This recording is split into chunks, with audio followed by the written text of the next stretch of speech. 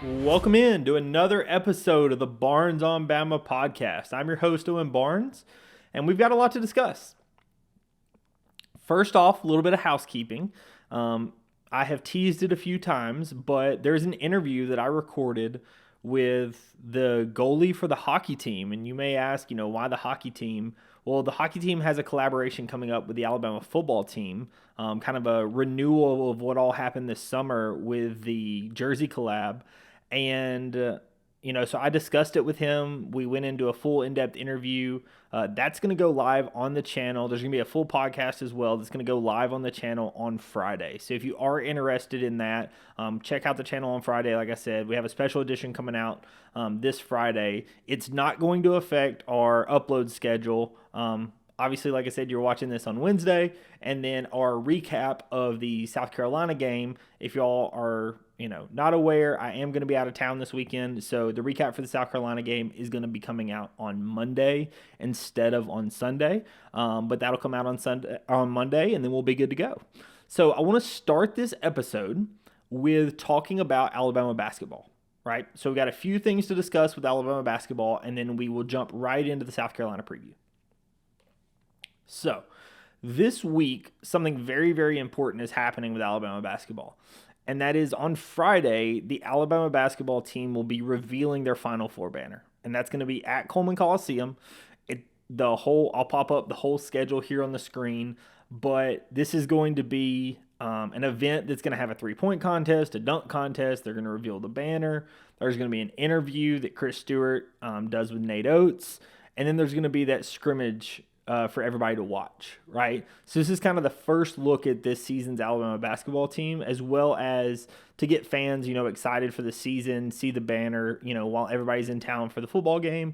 You got this event that's going to be happening for the basketball team. So full disclosure, as I mentioned, I'm not going to be at this event because I am going to be out of town. I'm going to be at a bachelor party for my roommate from college, or else I would absolutely be at this event.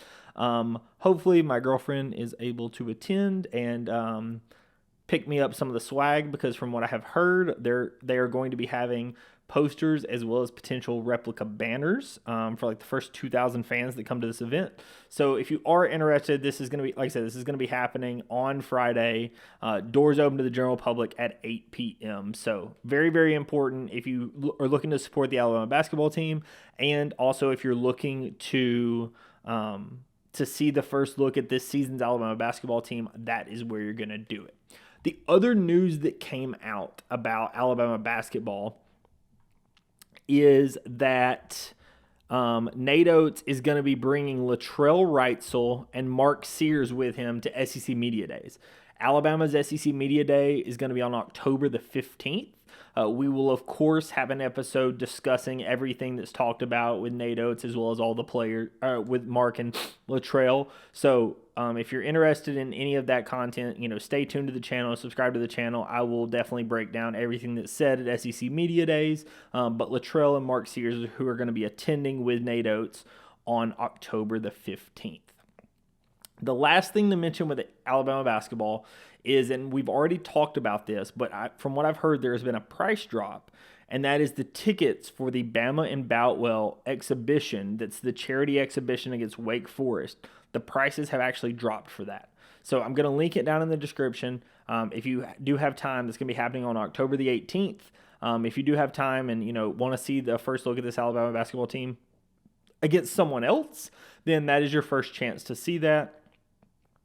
Again, that's a charity exhibition called Bama and Boutwell that's going to be happening in Boutwell Auditorium on October the 18th.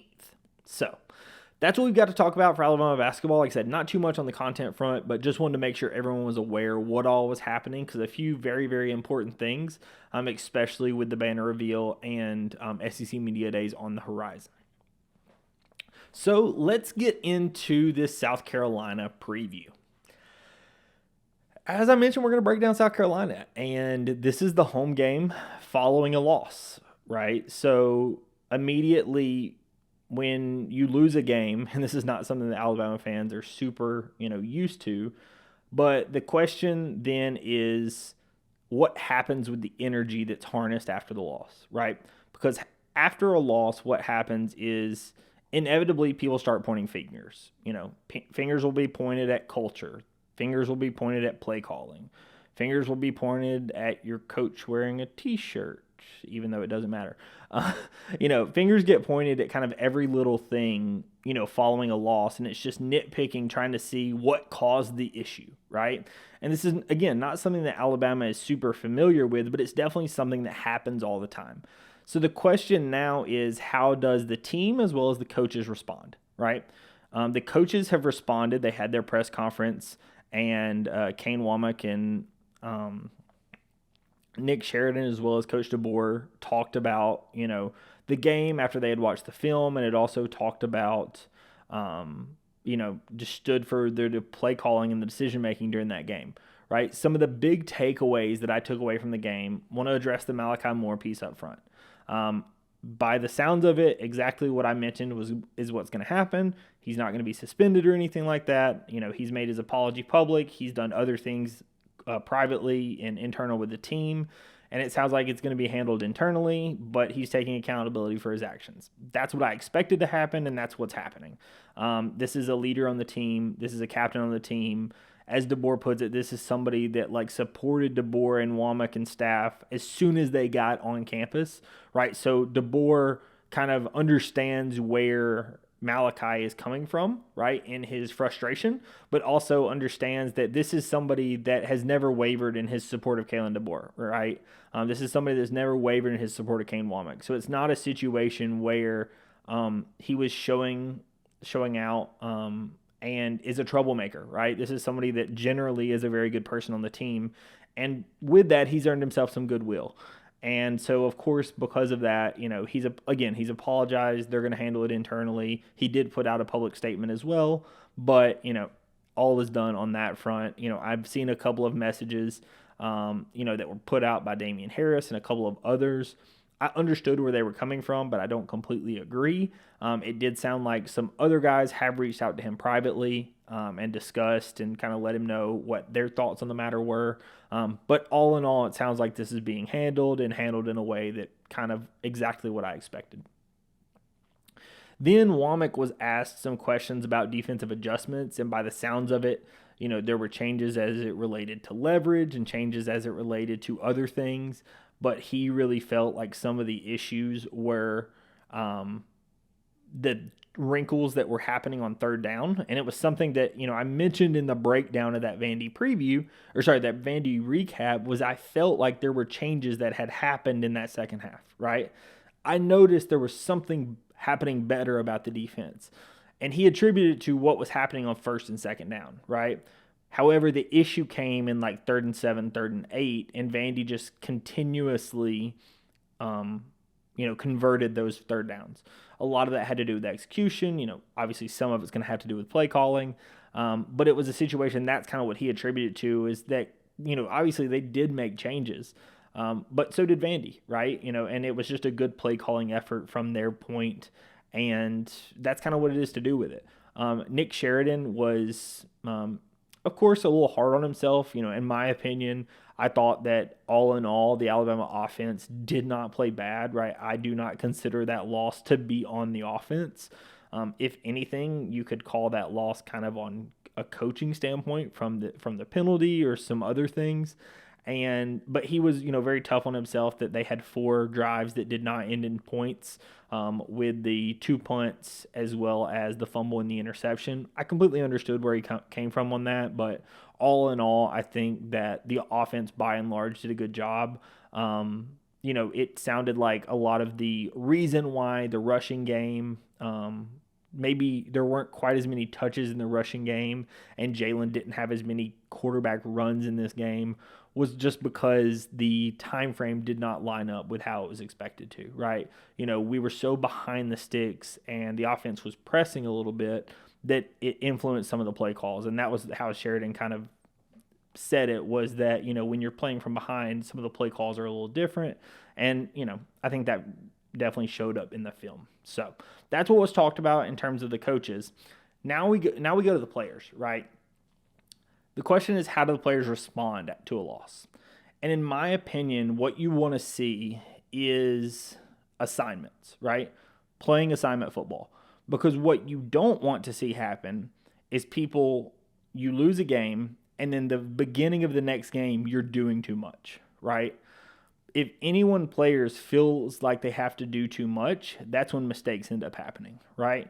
If you have your quarterback, let's say Milrow thinks he's got to do too much, then he starts scrambling around and not trusting his progressions, right? If you have a running back, he gets a little loose with the ball, he fumbles, right? Whatever it is, right? Whatever position, what you don't want to have happen is you don't want the players to feel like I lost this game because I wasn't pressing or I wasn't doing this or I wasn't doing that, right? Obviously, do your job, right? Do your job and do it correctly. However, do just your job, right? Do what it takes at your best to win the game, right? And have your teammates do the same, but don't think you need to do your teammates' job, right? Because everyone has to play as a team to win the game. And that's what I don't want to see early in this South Carolina game, right? You don't want to see a situation where the team feels like you're down 100-0, right? At the end of the day, you lost a game. It happens.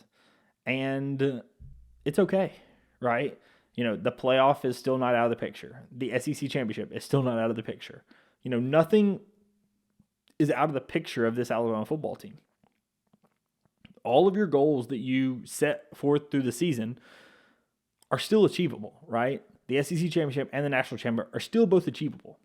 Just do your job and play to the best of your ability and go achieve them, right? And that's the big thing for this game, is making sure that the players are just executing the game plan and not trying to do too much. Obviously, the coaches are saying what needs to be said, and it sounds like that's happening. But we have to see it on the field, right? That's not something that I am going to take the coach's word at. I need to see it specifically on the field, because what I don't want to see is a punt returner trying to, he's actually about to get hit, and instead he tries to go for the home run ball, and instead he miscatches it and he fumbles, right? That's somebody trying to do too much, right? If in the moment you should fair catch it, then fair catch the ball, right? If in the moment it makes sense for you to fall down, then fall down. If it makes sense for you to run with it, right? Whatever the moment calls for, do that, but don't try to do more. So now we go to South Carolina, and what is South Carolina going to throw at you? So South Carolina is a well-coached team, right? They are coached by Shane Beamer, son of Frank Beamer, longtime Virginia Tech head coach. And, he's kind of predicated himself on defense and special teams. That is what the Beamers were kind of known for, Beamer ball. And, South Carolina definitely tries to do this. All in all, their defense is slightly better than their offense. It's a situation where South Carolina is a good team. I would not say a very good team, but they are a good team. They dominated Kentucky, a Kentucky team that took Georgia down to the wire. They then just got dominated by Ole Miss, right? So it is a team that has some ups and downs. A lot of that has to do with their starting quarterback. Their starting quarterback, Lenora Sellers, is a freshman, and he was injured in the LSU game, at the end of the LSU game, and then did not play in the Akron game. They had a bye week, and then did end up playing last game against Ole Miss. He is kind of their do everything. In every game that he's played this season, he led them in passing and rushing. In the one game that he didn't play, Robbie Ashford, you guys may know from Auburn, replaced him. Ashford also led South Carolina in passing and rushing, right? So from the way that this offensive scheme is set up, a ton of emphasis is placed on the quarterback. The quarterback is by far the most important position in this offense. All passing plays obviously are going to run through the quarterback. Most rushing plays are going to go through the quarterback. Sanders has games rushing of 88 against Old Dominion, 54 against Kentucky, 143 against LSU, and then 55 this last game against Ole Miss, right? He is somebody that definitely has that's going to run the ball a good bit. In those games, let's make sure, had 22 attempts against Old Dominion, had 8 attempts against Kentucky, 10 against LSU, and 15 against Ole Miss, right? So he definitely is not afraid to run the ball. And then passing, he had 32 attempts against Ole Miss, had just 16 attempts against LSU. Right, so this is somebody that isn't going to throw the outside of that Ole Miss game. He doesn't have another game, over 16 attempts in conference. The highest outside of that was 23 attempts against Old Dominion. Right, so this is not an air raid system by any stretch of the imagination. This is not a team that is going to air it out with Lenore Sellers. That is not his game plan. He is somebody that you can intercept, that you can get in his head a little bit. And that's what I expect Kane Womack to try to do in this game, right? He talks a lot about the vision defense. He talks about having eyes on the quarterback and be able to create takeaways. In my opinion, that is one of the keys to this game, to show the defense that they are capable of turning people over, that they are capable of enforcing their will. Sellers has been picked off in every SEC game this year. The only game he didn't get intercepted was in his Old Dominion game, right? So I think this is a huge opportunity in this game, is that I think Lenore Sellers is somebody, especially you're playing a freshman quarterback, you're playing a quarterback that is definitely a better athlete than he is a passer. And I think that that's something Alabama has to take advantage of, right? Alabama, this is a team that I don't think is going to take advantage of the scheme that Alabama runs in the same way that Vanderbilt did, right? Vanderbilt was running large, like multi-tight end, running back, fullback style sets. That's not what South Carolina is going to do, right? South Carolina is not going to run those type of sets, and Alabama's 5 defensive backs that are on the field at once are definitely going to be a benefit in this game versus being the detriment that they slightly were in that Vanderbilt game, right? So I think scheme-wise, I think Alabama and Alabama and South Carolina match up actually very well, because the scheme that South Carolina runs is not a scheme that causes as many issues with Alabama's personnel, right? From a personnel standpoint, we talked about how Vandy did things much differently than what you were going to see for the rest of the year, because they were the real option team that you face. South Carolina is not that option team, right? They definitely run with the quarterback. The quarterback definitely is the key player in this system, but it's not in the same way that Pavia was, right? They definitely need Sellers to play well to win the game, as most teams need their quarterback to play well. But again, it's not the same way. They aren't asking him to do the same types of things that Vandy was.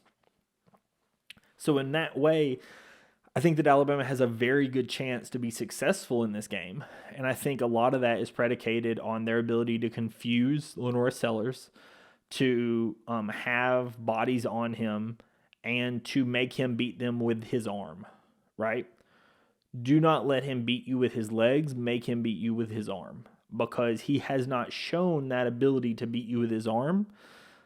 His best game passing was not terrible. It was 10 of 14 for 166 yards. He did have an interception in that game. So of his 4 incompletions, one of them was an interception. He did throw two touchdowns in that game. But this is also a game that again, his highest QBR on the season is 67, right? Again, this is not a quarterback that is going to beat you with his arm. Make him do it, right?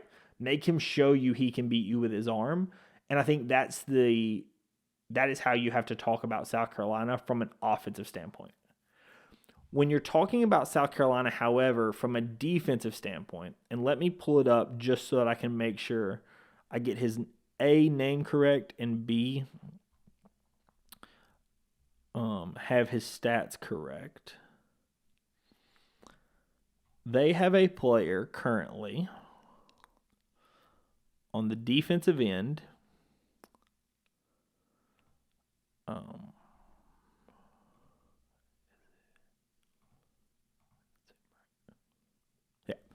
So they have a freshman defensive end named Dylan Stewart that is 6'6", 248, has 3.5 sacks on the year, and is an absolute wrecking ball. They have another in Kyle Kennard that is a senior, has 5.5 sacks, technically has more sacks than Stewart. But Stewart is one of those guys that if you're watching tape or watching, South Carolina play, especially in like that Kentucky game, he took over, right? He absolutely took over and demolished Kentucky's tackles, right? I'm not saying that South Carolina is going to have the best defensive ends you faced. You could argue Georgia had better defensive ends, right? But this is a game that you are going to need quality play out of your offensive line because South Carolina is definitely capable of getting to the quarterback, right? If I was to say something that South Carolina does better than other teams, getting to the quarterback is that, right? They have 15 sacks on the year. They compare that to just they have 6 interceptions on the season. They have 4 fumbles recovered on the season, right? This is a team that definitely plays solid defense, right? This is a team that is going to try to wreak havoc on the defensive end, and I think it really starts with their defensive ends, right? I think it starts with the freshman edge, Dylan Stewart, and I think that all in all, that is what this team is going to try to do, is they're going to try to wreak havoc on your quarterback from the defensive ends perspective, right? They're going to try to cause as much pressure as they can, as any team does. And I think that they're a little bit more successful at it than others, right? You saw that in the Kentucky game, and that is not a bad offensive line. I wouldn't call it an elite offensive line, but Kentucky is definitely not a bad offensive line. You saw Ole Miss have some success and not have as many issues with it. That is, I think, part of what you want to watch for when Alabama has the ball is how much time does Jalen have to throw the ball? Because I think the system that we run, we are going to be able to scheme guys open, right? I think that Nick Sheridan and Kalen DeBoer have proven as offensive coaches that they are able to scheme guys open. Even in the Vandy game, right, Alabama wasn't playing well. When they needed a play, they got one, right? I believe in Kalen DeBoer and Nick Sheridan's ability to scheme guys open and to call the plays that will put people in the best position. In my opinion, the games in which we're having the most issues, right, and we have not had them recently, but early in the season, you had the most issues when Jalen had very little time to process and throw the ball. If they can keep the tackles, keep the healthy offensive line and have Proctor and Pritchett stay healthy, I think that Alabama will have some success on the offensive end of the ball, right? What you don't want this to turn into is a shootout. That's what happened in the LSU game for South Carolina versus LSU. That's what you want to avoid with this game. I think if you can avoid the shootout and make Lenore Sellers have to beat you with his arm, I think you can have a lot of success in this game. I think that's the key to victory, right? The key to victory is make Lenore Sellers beat you with his arm. Give Jalen time to throw, right? Even if you have to call in a few extra max protections, right? Keep a running back into chip, keep a tight end into chip. Make sure that the line can hold their own. If that happens, there's nobody really on the back end of South Carolina's defense that truly, truly scares me, right? The people that scare me the most about South Carolina, in my opinion, is their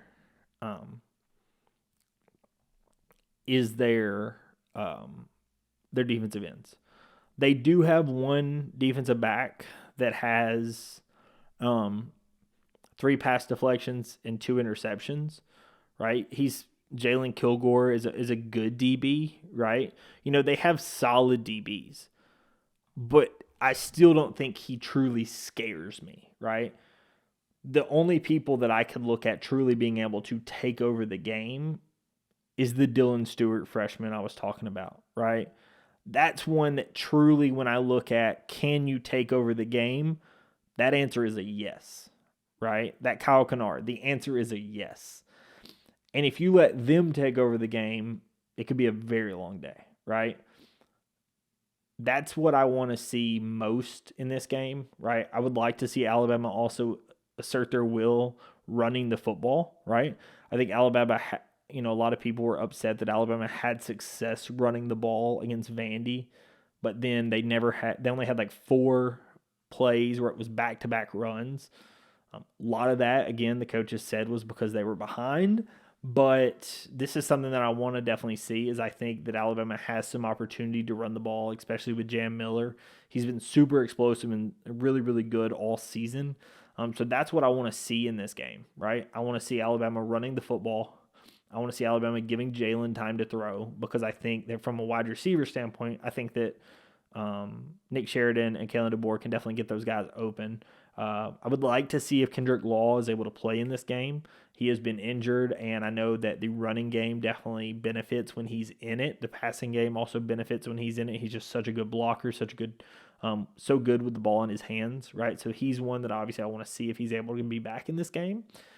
And then on the defensive end, I think the game plan is make Lenore Sellers beat you with his arm. Also, stay on top of Nick Harbor, right? Nick Harbor is their track star. He only has 7 receptions on the year, right? His receptions are not going to jump off the page. But part of their game plan is to try to get a deep ball, right? To try to bring you up and then get a deep ball over the top. Whether it be with Harbor or whether it be with other receivers, right? So your safeties are going to have to play very disciplined in making sure that they do not let anybody get over the top on them because that's what South Carolina is going to try to do. They have Harbor as the track star. They have some other receivers that they try to go deep with as well. Vandarius Jacobs, has 4 receptions with an average of 26.8 yards a catch, right? That's the kind of thing. They're trying to go deep, right? They're trying to stretch the field. You just have to keep those guys in front of you. Again, I think Alabama has shown that ability to do such, but can they do it after a loss? That becomes the question. So my prediction for this game, I think Alabama does bounce back. I think that this is a wake-up call for Alabama. This is a situation where, I think a lot of people looked at the Alabama-Georgia game and saw how quickly you jumped on Georgia and were quick to crown that just because you don't have Nick Saban, Kalen DeBoer is just going to step in, never a problem, right? There's going to be some level of growing pains, right? It's a new coach. The players are good, but they're not the players he recruited, so that maybe they have a slightly different skill set than what they would ideally want, right? It's a new scheme. All of this, right? All of that to be said, this is a game which Alabama, must win, right? But also Alabama must show that they are the Alabama that we know they can be, right? They need to come out and they need to dominate this game and put the critics to rest and show we can absolutely win this game, and here's how we're going to do it, right? I think Alabama does win this game. I think that they do dominate and enforce their will. I trust in the offensive line's ability to give Jalen time to throw. I also trust in the ability of our defense to get a takeaway, potentially 2 from Lenore Sellers. I just don't think that he has the capability of beating you, right? When I talked about the Vandy game, Pavia scared me. He really did, right? He was the person I talked about in that preview. And turns out he beat us. I just don't see it out of Lenore Sellers. He's a very good prospect, right? He's very raw. In the future, he will be very, very good, right? However, I don't think that's today, right? I don't think that today he's somebody that you can put the whole game on his shoulders and him be the one that beats you. So for that reason, I have Alabama 38, South Carolina 13. I think that Alabama comes out, wins this game. I think that they impose their will. I think that Alabama is able to get off the field on defense, make the adjustments that they weren't able to make this last week, and I think that Alabama does impose their will and win this game. And like I said, 38-13 is my prediction. As always, as I said, I will be breaking down this game no matter what happens. That breakdown will be happening on Monday. As I mentioned, I will try to get it out as early Monday morning as possible. My plan is if I can get in from my flight soon enough, I'm going to try to record Sunday night and have it ready to post at like 9 a.m. Monday morning. But we will have to see how that goes. But plan to watch the breakdown of that on Monday morning. Thank you so much, everyone, for watching. Check out my special edition episode that's going to come out on Friday, and I will catch you on the next episode. Peace.